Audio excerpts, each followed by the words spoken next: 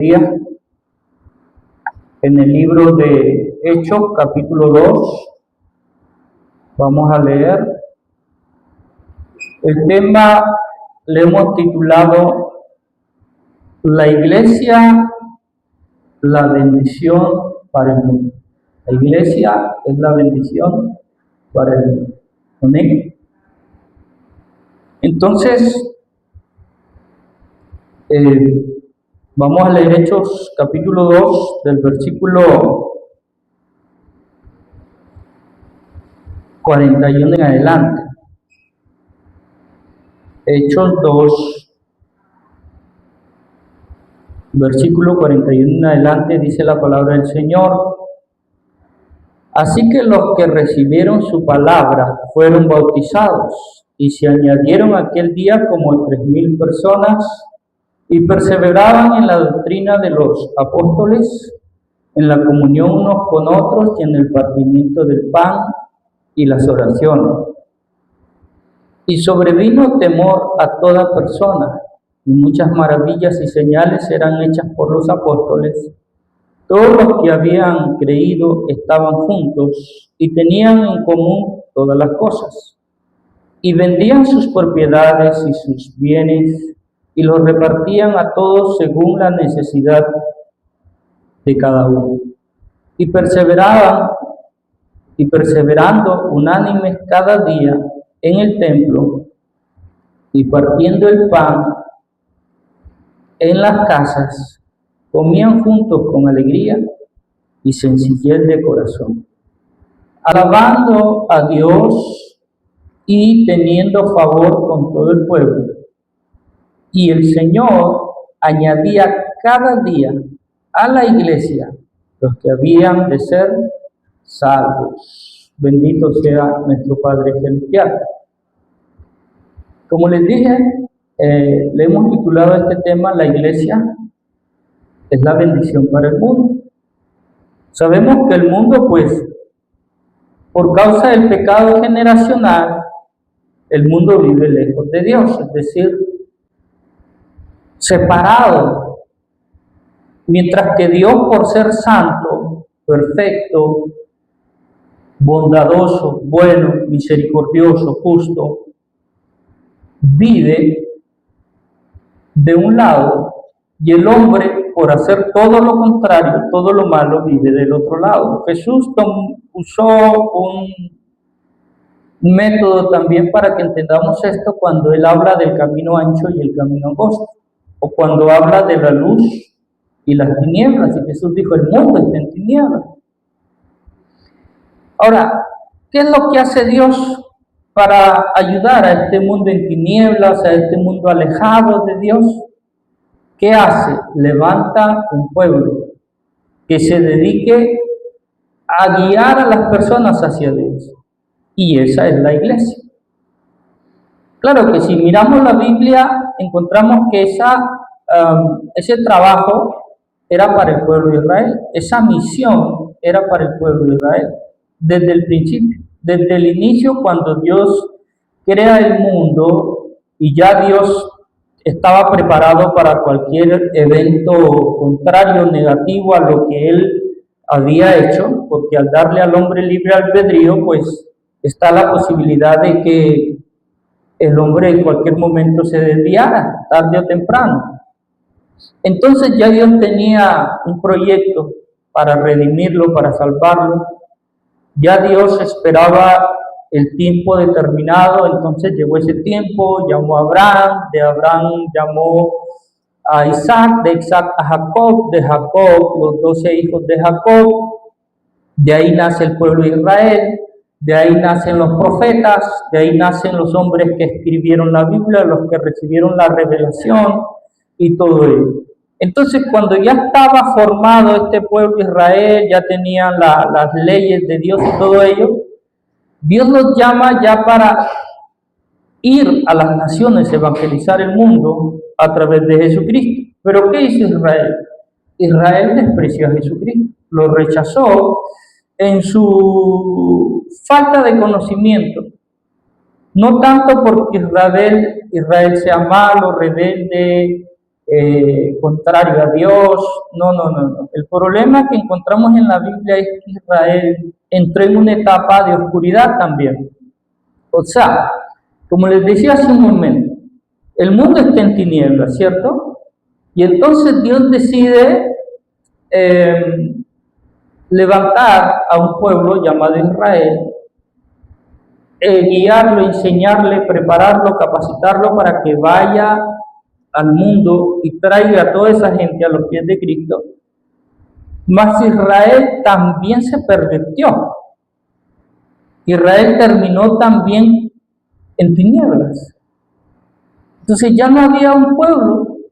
Ese pueblo que Dios había preparado para hacer el trabajo estaba en lo mismo que el resto de la humanidad. Y cuando Jesús viene, ¿dónde encuentra a Israel? En lo mismo, odiando, matando, destruyendo, en guerra, en todas esas cosas. Entonces, cuando Jesús empieza a manifestar que Él era el Mesías, Israel estaba esperando, ellos no entendieron, no pudieron darse cuenta, porque estaban en tinieblas, porque estaban ciegos. Entonces, habían dejado de estudiar la Biblia y todo eso. Entonces, ¿cómo podías darte cuenta que Jesús era el Mesías? A través de las Escrituras. Pero como ellos no las estudiaban, lo que le pasa al mundo de hoy, pocos estudian la Biblia. Entonces, ¿cómo sabrán el día que Jesús venga por segunda vez? ¿Cómo sabrán que Él es Jesús? Tal vez lo vuelvan a rechazar mucho. Entonces, ¿qué hace Dios cuando ve que Israel rechaza al Mesías? Al Mesías que ellos siguen esperando hasta el día de hoy. Porque ellos eran el único pueblo en el mundo que esperaban un Mesías, es decir, al Salvador. ¿Por qué? Porque a ellos Dios les había revelado todo el proyecto de salvación. El resto de la humanidad no lo conocía. Eran rebeldes, eran idólatras, tenían sus propios dioses, eran ateos, o sea, el mundo en tinieblas. Y el único que Dios le había revelado todo era Israel. Por eso es que ellos hasta el día de hoy siguen esperando un Mesías. Entonces, como ellos lo rechazan en esa etapa, Dios levanta una iglesia. Pero del mismo pueblo de Israel levanta los primeros ministros de la palabra. Por eso es que los apóstoles de Jesucristo son judíos.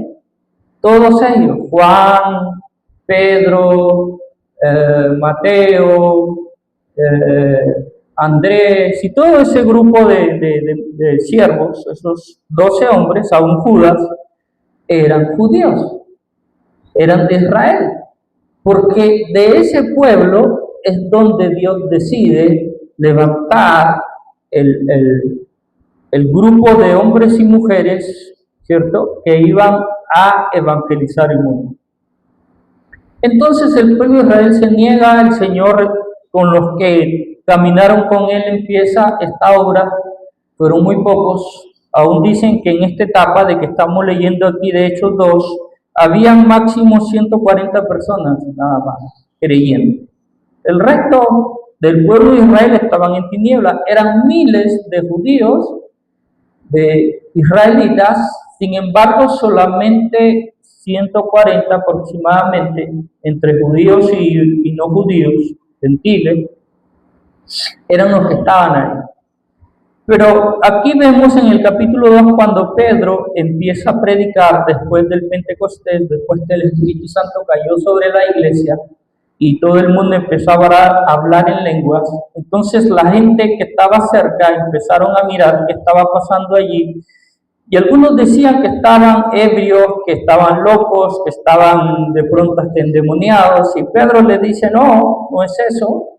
Lo que pasa es que ustedes no están leyendo las Escrituras, ustedes no están al tanto de la palabra, pero vengan y les explico. ¿Qué hace Pedro? Empieza a explicarles según las Escrituras, que los judíos se las saben de memoria. O sea, Pedro no tenía que decirles vayan al capítulo tal o al versículo tal, no. Él simplemente les hablaba de algo que está ya escrito, que ellos conocen, y cuando Pedro empezó a hablarles, ellos en su mente empezaron a darse cuenta que Pedro tenía razón. Algunos decían, Pedro está diciendo la verdad, porque lo que está diciendo Pedro es parte de nuestra historia. Es como, por ejemplo, que usted conoce la historia de Colombia y alguien empieza a hablar acerca de la historia de Colombia y usted dice, pues, eso es verdad, porque yo soy colombiano y conozco la historia de mi nación. Entonces Pedro empieza a hablarles del Mesías y a decirles que el Mesías era el que habían crucificado y que ya el Mesías había enviado al Espíritu Santo.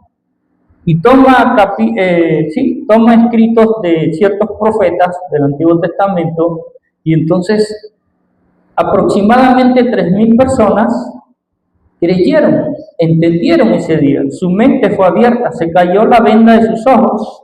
¿Y qué hicieron? Se convirtieron. Eso quiere decir que aquel día se convirtieron 3.000 judíos más al cristianismo. De pronto habían algunos griegos y todo, pero eran creyentes. El asunto es que los judíos están también regados por el mundo y hay judíos mestizos o judíos que ya han mezclado su raza, pero siguen siendo judíos, siguen siendo del pueblo de Israel. El asunto es que aquel día habían más de 3.000 personas ahí reunidas. Y empieza diciendo, como hemos acabado de leer, dice el versículo 41 de Hechos 2. Así que los que recibieron su palabra fueron bautizados. Se bautizaron. Como que ellos sabían que era necesario y era importante bautizarse. Nosotros tenemos que entender eso, que para poder ser una iglesia y para poder ser bendición, hay que bautizarnos. Porque si no nos bautizamos, no estamos aceptando a Cristo. No lo hemos aceptado. Ellos, al momento que lo aceptaron, se bautizaron. ¿Amén? ¿Y qué más dice? Y se añadieron aquel día como 3.000 personas y perseveraban en la doctrina de los apóstoles.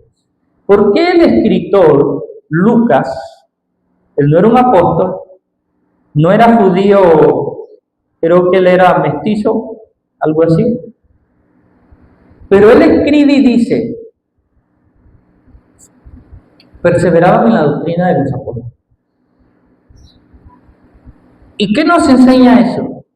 De que la doctrina de los apóstoles es justamente la doctrina de Jesús, porque Jesús fue el que los educó a ellos. Ellos fueron discípulos de Jesús. O sea, caminaron con Jesús, vivieron con Jesús los 3 años de ministerio, o un poquito más de 3 años que Jesús estuvo ministrando, ellos caminaban con él. Donde quiera que Jesús iba, iban con él. Sabían todo acerca de Jesús. ¿Sí? Entonces, cuando dice la palabra que estos 3.000 y más personas perseveraban en la doctrina de los apóstoles, está diciendo, ellos estaban obedeciendo a Dios. Los apóstoles eran judíos, se sabe en la Biblia, los apóstoles se la conocían de Génesis hasta Apocalipsis, por decirlo de alguna forma, y quién mejor para enseñar y explicar las cosas de Dios sino los apóstoles, los hombres más relevantes de la iglesia en aquellos tiempos y hasta el día de hoy, porque nosotros seguimos también perseverando en esa misma doctrina. Aquel que invente una doctrina distinta o que diga, oye, que vino un ángel y me reveló algo más, o sea, ya eso es un cuento. Porque la doctrina de los apóstoles es Antiguo y Nuevo Testamento. O sea, los apóstoles tomaban el Antiguo Testamento para hablar de Jesús. El Nuevo Testamento ya es historia de lo que los apóstoles hicieron. Pero en realidad, el mismo Jesús tomaba el Antiguo Testamento. Si usted lee los evangelios, se va a encontrar de que era Jesús hablando del Antiguo Testamento. Y que el Antiguo Testamento estaba hablando del Nuevo Testamento. O sea, los profetas del Antiguo Testamento profetizaban acerca de lo que es el Nuevo Testamento. Por lo tanto, el Antiguo Testamento es el que habla del Nuevo Testamento. Y el Nuevo Testamento habla del Antiguo Testamento. O sea, como dos personas, el uno habla del otro. Y ahí están, el Antiguo y el Nuevo Testamento. El uno hablando del otro. Y eso es todo lo